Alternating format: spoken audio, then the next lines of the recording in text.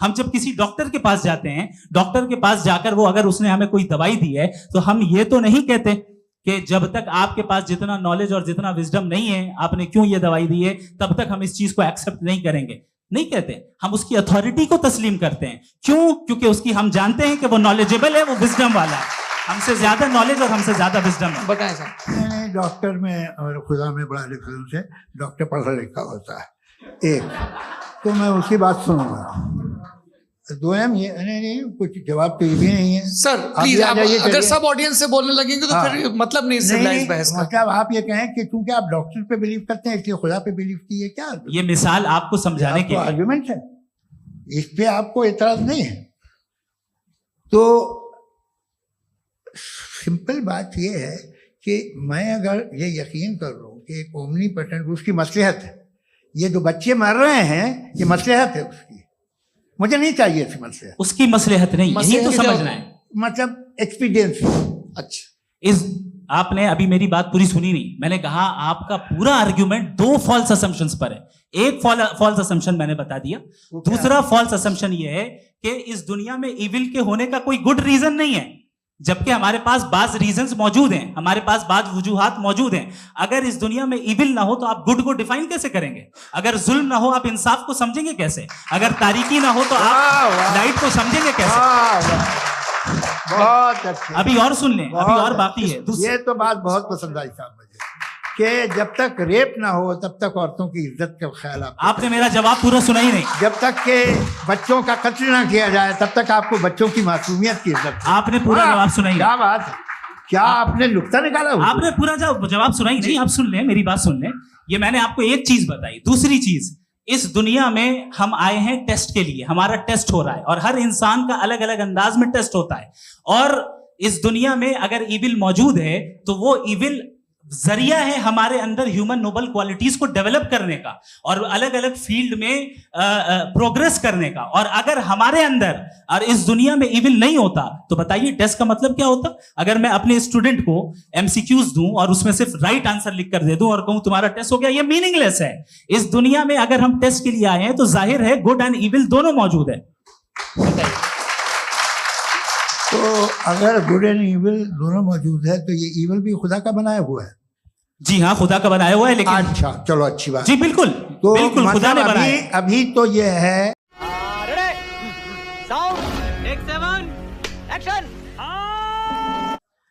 बहुत शुक्रिया। आपकी जो अभी बात हुई बहुत अहम थी, मैं इसको चाहूंगा कि आगे डिस्कस करूं, लेकिन चूंकि अभी ये वो सेगमेंट है क्रॉस एग्जामिनेशन, तो सबसे पहला सवाल आपसे ये है कि जो मैं इतनी देर से कॉन्टिंजेंसी आर्ग्यूमेंट आपको बता रहा था, ये अकल से ही बता रहा था हजरत। आप ये बताएं कि आप इन्फिनिट रिग्रेस ऑफ कॉजेस को पॉसिबल मानते हैं या नेसेसरी बीइंग के एग्जिस्टेंस को सही समझते हैं? क्योंकि दो ही ऑप्शन हो सकता है, आप ये बताएं। देखिए, आपको मैं ईमानदारी से बात करूं, एक तो मैं कॉन्टिजेंसी वर्ड ठीक से समझता हूं और इस वक्त भी जो आपने अंग्रेजी के अल्फाज इस्तेमाल किए वो ज़रा थोड़े से मुझे डिफिकल्ट और कॉम्प्लिकेटेड लगे, तो आप जरा सिंपल जबान में सवाल कर सकते हैं? बिल्कुल कर सकता हूँ।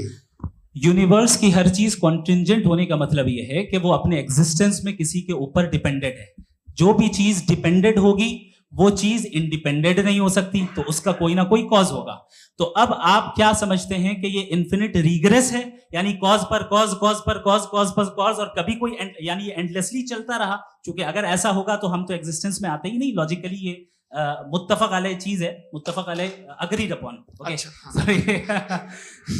इस पे हमने एग्री किया था कि मुश्किल शब्द आएगा तो अर्थ बताना पड़ेगा। तो इन्फिनिट रिग्रेस तो पॉसिबल नहीं है, तो कहीं ना कहीं आपको रुकना पड़ेगा ऐसे नेसेसिटी पर। नहीं, कोई जरूरत नहीं रुकने की। किसने कहा आप रुकना पड़ेगा? आप रुकते हैं खुदा पे, आप नहीं रुकते। आप कहते हैं वो हमेशा से, जब उस वक्त से जब वक्त नहीं था। आप कहाँ रुकते हैं कि अब हुआ था वो? आप नहीं कहते। हम क्यों नहीं मान सकते कि यूनिवर्स जो है और बल्कि मल्टीवर्सेस जो है वो हमेशा से हैं, वो बनती है, बिगड़ती है। एक हमारे यहाँ एक चीज़ है ब्लैक होल, वो समेट लेता है वापस, फिर ब्लास्ट होता है, फिर फैल जाता है। और इसमें हमारी तो खैर कोई औकात ही नहीं है इंसान की। एक छोटे से जर्रे पे हम 50-60 साल की उम्र रखते हैं, जो करोड़ों अरबों साल की कायनात है उसमें, और पैदा भी नहायत ही बेहुदा वजह से हुए थे। तो तो इसमें ये सोचना कि इसकी वजूहात और ये क्यों है, ये डिपेंडेंट है, ये हम देख रहे हैं, क्या मालूम। आप सोचिए कि ये जो फैल रही है कायनात, ये कहाँ फैल रही है, ये कहाँ जा रही है, और ये फैल क्यों रही है? अरे बना ली थी तुमने, रुको भैया, हाँ काफी है। ये फैल क्यों रही है? ये और कौन सी कायनात जिसे मैं दूरबीन से देखता हूं तो 2 बिलियन लाइट ईयर पे है, उससे मेरा कोई वास्ता ही नहीं है। 2 बिलियन ईयर यानी अगर मैं 80,000 माइल्स पर सेकेंड से चलूं तो 20 करोड़ साल में वहां पहुंच जाऊंगा। इसकी जरूरत क्या थी? ये दुनिया, ये कायनात तो इंसान अशरफुल मखलूकात के लिए बनाई गई ना। तो ये सब ये टर्म समझ में नहीं आया, इसमें कोई खास समझने वाली बात थी भी नहीं। ये जो अल्टीमेट कहा यह जाता है कि ये जो पूरी यूनिवर्स है, ये जो दुनिया है, ये इंसान के लिए बनाई गई। अच्छा, ये सब इंसान के लिए। क्यों साहब, सही है ना? बिल्कुल, लेकिन इसका ये मतलब नहीं कि किसी चीज के पीछे रीजन आपको नहीं पता तो रीजन नहीं है, इसे कहते हैं नहीं, मुझे नहीं पता, लेकिन मेरी जिम्मेदारी नहीं है। वो बिल्कुल सही कहा था उसने, बर्टन रसल ने। आपने उसे मजाक में टाल दिया कि भाई आप एक दावा कर रहे हैं, मैं क्यों कहूं कि ये गलत है दावा? आप प्रूफ कीजिए, मेरे पे जिम्मेदारी ही नहीं है, मैंने थोड़ी कहा है। आप प्रूफ कीजिए कि ये सही है।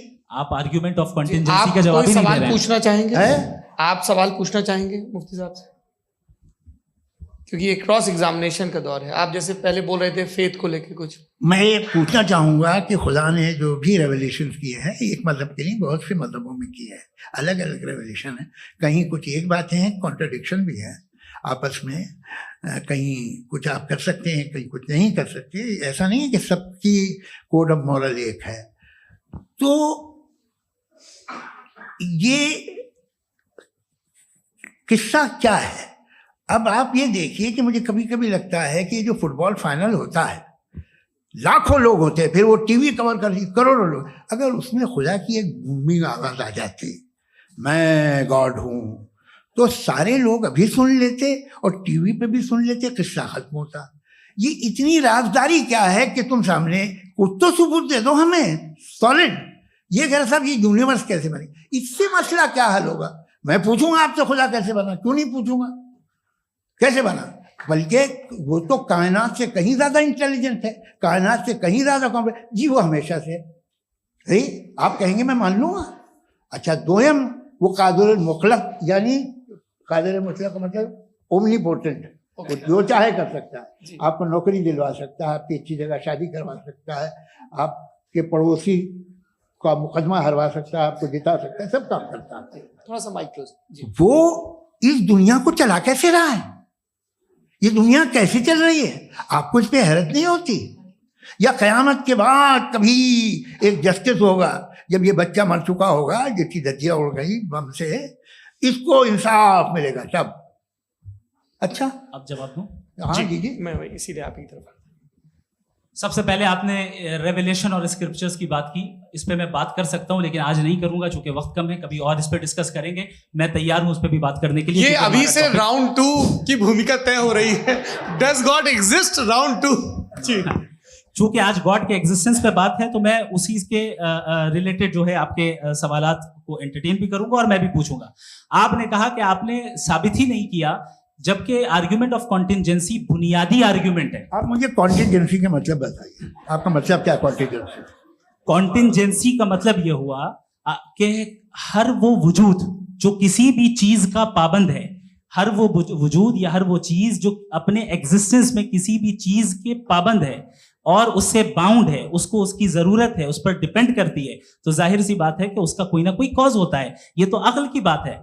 ये आप रीजनिंग की बात करते हैं, मैं वही कर रहा हूं। दूसरी चीज, आपने ये बात कही कि इतने बिलियन लाइट ईयर्स दूर है, उसका मेरा क्या लेना देना। फिर मेरे ख्याल से आपको ये नहीं कहना चाहिए I think therefore I am an atheist. आपको सोचना चाहिए, सिर्फ आप एक लिमिटेड दायरे में रहकर नहीं सोचें, बल्कि बाहर निकलकर सोचें। आपने तीसरा सवाल किया, आपने 2-3 सवाल एक साथ। ऐसी बातें ना कीजिए, कुछ लोगों को इतराज हो जाएगा आप पे कि आप कुछ भी सोचिए। ये इजाजत आपको है नहीं, मुझे है।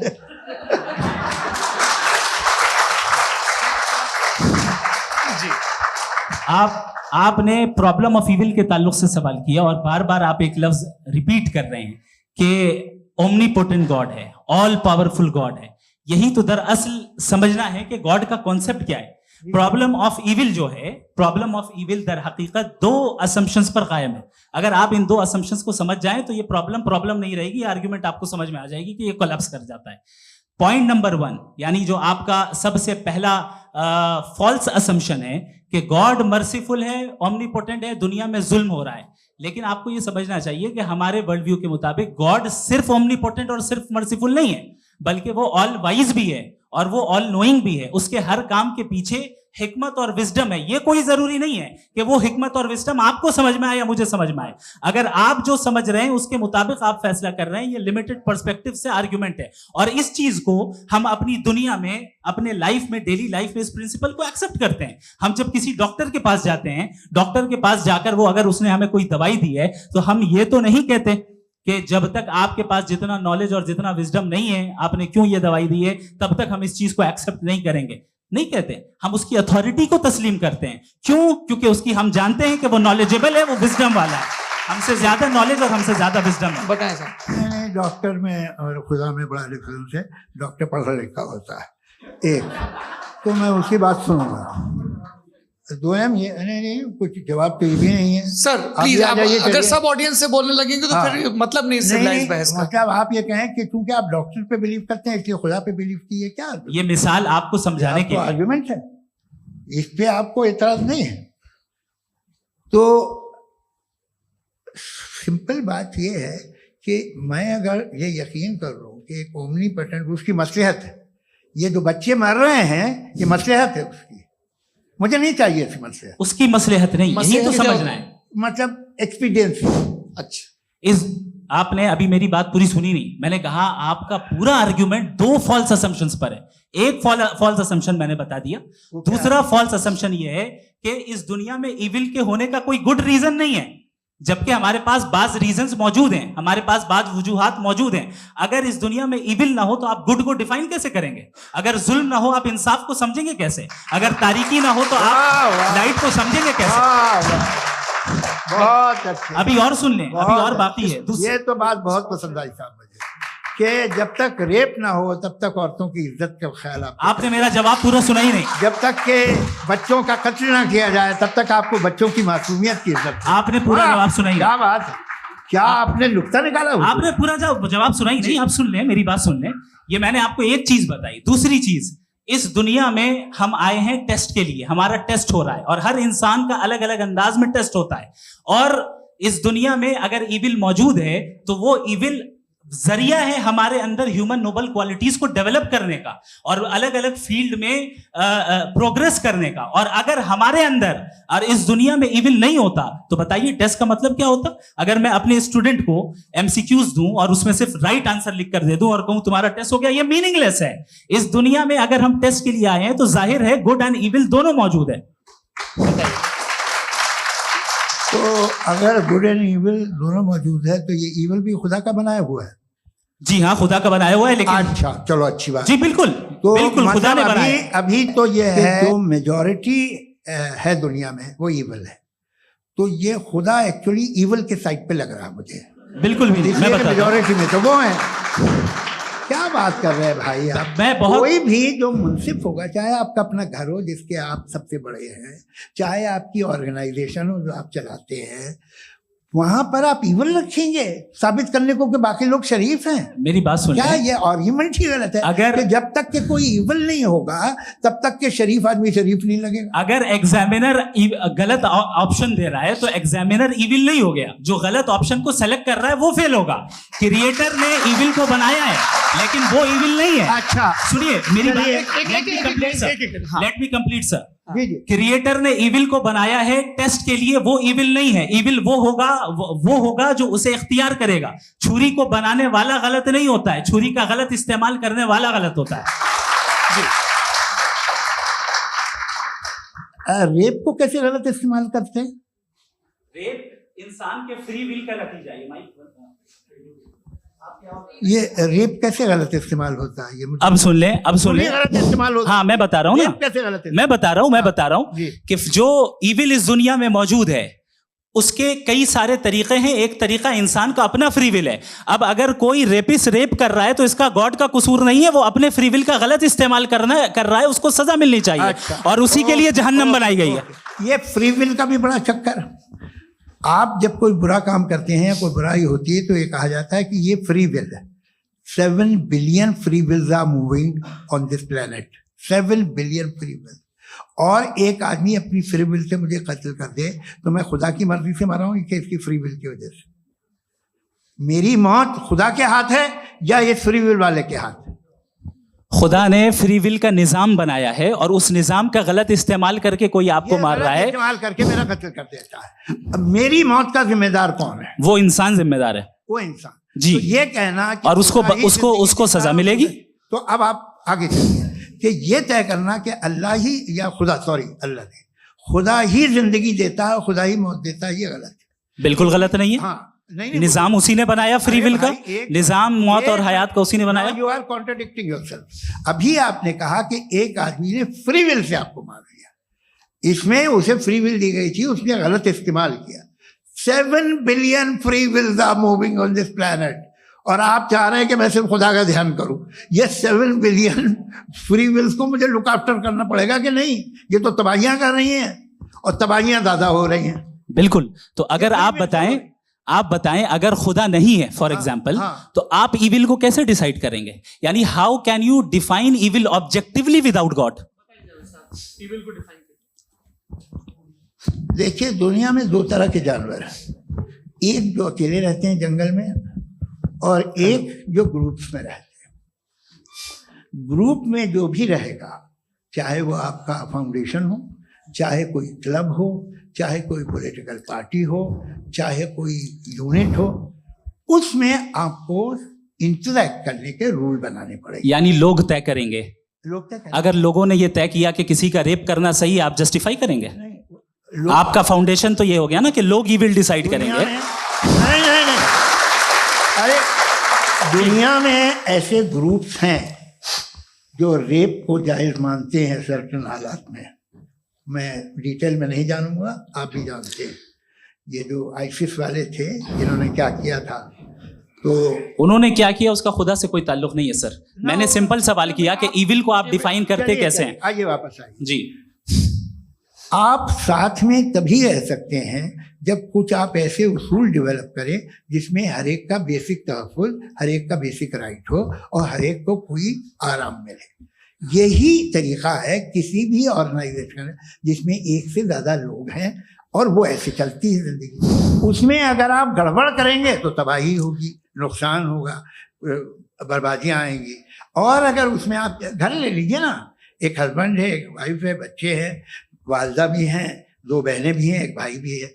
अब इसमें कोई निज़ाम आपको चाहिए साथ में रहने का, और एक दूसरे पे भरोसा रहे, एक दूसरे के बग़ीख्वाह हों, एक दूसरे की मदद करें, ऐसी जिंदगी। सर आपकी बात आ गई। आप ये कह रहे हैं कि लोग डिसाइड करेंगे क्या सही है क्या गलत है, यही है? मेजॉरिटी डिसाइड करेगी क्या सही है क्या गलत है? अरे भाई बिल्कुल। मेजॉरिटी अगर ये कहे कि नाजी जर्मनी के साथ जिस तरह मेजॉरिटी थी कि जेनोसाइड करना सही, आप जस्टिफाई करेंगे? उस वक्त आपका ये उसके बाद क्लोजिंग। हाँ, उस वक्त प्लेनेट पे जो लोग थे, हाँ। उनमें कितने लोग हिटलर को सही समझते? अच्छा, प्लेनेट की मेजॉरिटी तय करेगी, सोसाइटी की नहीं। प्लेनेट की मेजॉरिटी गॉड के एग्जिस्टेंस को सही मानती है, आप क्यों नहीं मानते?